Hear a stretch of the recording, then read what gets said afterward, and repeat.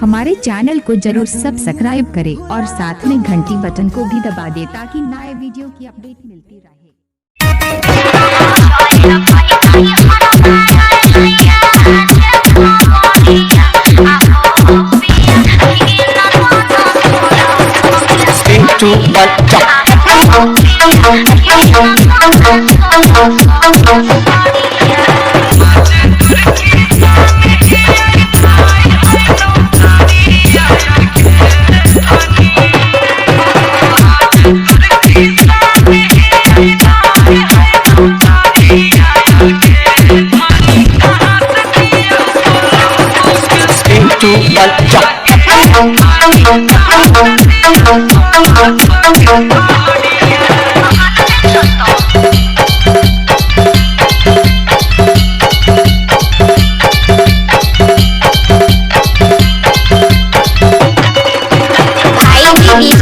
भाई डीजे अंशु बाबू